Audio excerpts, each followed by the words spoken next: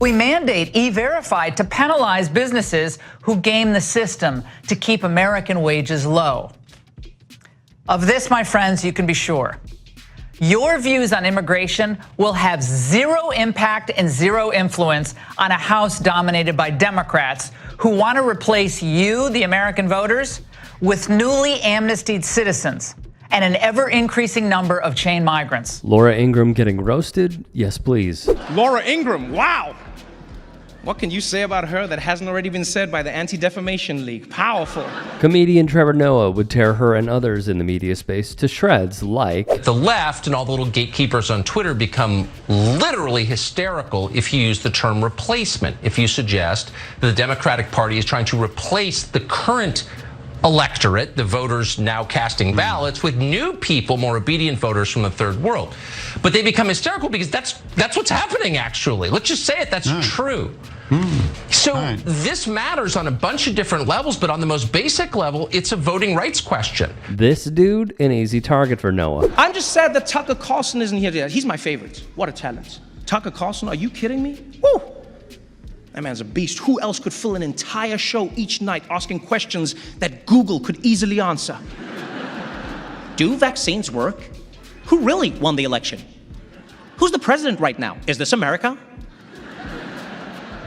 Gripping stuff. Funny how so many of us see through it, yet MAGA adore him. Nobody has asked President Biden yet about these allegations from a former Hunter Biden business associate that Hunter would call his dad, then the vice president, and put him on speakerphone to chat with his business associates. On the topic of nepotism. Every day you show up, and every day you demand answers on the pressing issues of the day.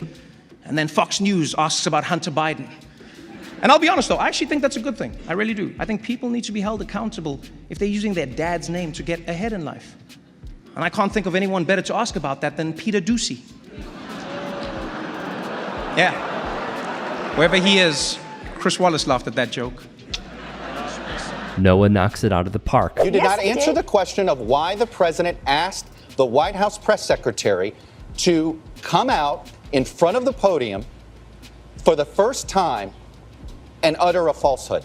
Why did he do that? It undermines the credibility of the entire White House press office on day one. Don't be so overly dramatic about it, Chuck. You're saying it's a falsehood, and they're giving Sean Spicer, our press secretary, gave alternative facts to that. But the point remains. Wait a minute. Alternative facts? This was a moment that will live in infamy for Conway. And yes, it is risky making jokes these days. You know, I mean, we all saw what happened at the Oscars. I've actually been a little bit worried about tonight. I won't lie. You know, I was like, what if I make like a really mean joke, you know, about like Kellyanne Conway, and then her husband rushes up on the stage and thanks me? I just hope we all stay calm.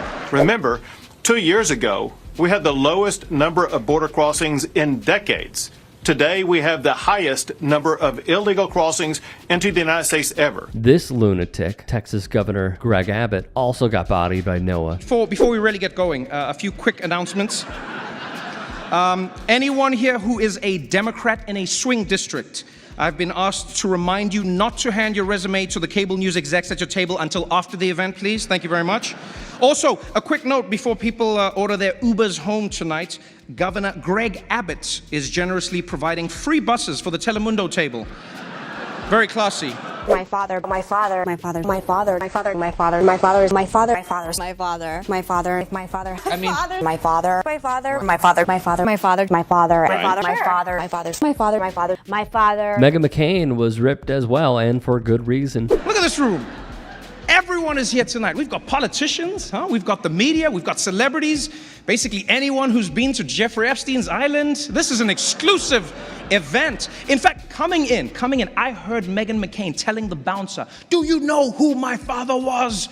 And they were like, "You have a ticket, you can just come in." But she insisted on telling them who her father was anyway. Are you a pedophile? Are you a pedophile? Are you a pedophile? Are you a pedophile? Are you a pedophile? Are you a pedophile? Congressman, are you a pedophile? Are you a pedophile? Shout out to Lauren Windsor here. Don't forget, he's also had some major legislative successes. In his first year in office, I might add. He got a bipartisan infrastructure bill passed that would do everything from fixing America's roads and bridges to modernizing school buses, which Matt Gaetz' girlfriend is very excited about. Don't boo love. Ivermectin, as well as other proactive treatments and practices, were already helping COVID-19 patients all across the country. On Rupert Murdoch's news channel. How about that Fox primetime lineup, huh? Tucker Carlson, Sean Hannity, Laura Ingraham. Their coverage of COVID was really impactful. Their segments about vaccines moved their viewers into the ICU. And congrats to Sean Hannity on becoming the longest running host in cable news history, by the way. Give it up for him. For real, give it up for him. Longest running host. Don't hate the player. Yeah. Fun fact, Sean Hannity and Ainsley Earhart are actually dating now. Yes, yeah. And I actually think it's beautiful to see an office romance at Fox that won't end in a $20 million settlement. Yeah. I'm sure wherever Roger Ailes is right now, he's looking up and smiling. The committee getting its hands on at least 24 texts sent between Ginny Thomas and President Trump's then chief of staff, Mark Meadows, in the days after the election. In one, Thomas writing, quote, "Help this great president stand firm, Mark. Biden and the left is attempting the greatest heist of our history." And in another, just days after the 2020 election, Thomas writing, "Do not concede." Rightfully so, Ginny Thomas was lumped in as well. And we have to face the facts. The media is in a tough position. You did say that, Mr. President. Informing the American public is harder than ever before. You're battling conspiracy theories that the election was stolen by George Soros, that JFK Jr. is still alive, that everyone in this room is a secret pedophile. And that's just what Clarence Thomas's wife believes. It's insane, people. This is truly the golden era of conspiracy theories. And yet the world is ready to go on fire to believe a lie that Joe Biden could put the truth to it immediately. And Israel is the victim here, not Hamas. So I want the president to claw back the $6 billion. I want him to call out Iran. I want him to say, I want those hostages back. And today, you mentioned the State Department has issued a worldwide alert, travel alert to Americans. I want Joe Biden to issue a travel alert to the world. None of you are coming here anymore. We're done with everybody. The kings of cable are here. Fox News in the house. Yeah, the top rated news network for the past, 300 years? Killing it. And I know Fox has a bad reputation. I even feel you tense up now when I talk about them. They really do crush it. I think they get a bad rap because it's a mixed bag. They actually have really good journalists. It just depends on when you watch. All right? Fox News is sort of like a Waffle House. Yeah, it's relatively normal in the afternoon, but as soon as the sun goes down, there's a drunk lady named Janine threatening to fight every Mexican who comes in. You can't throw me out. I know the real president.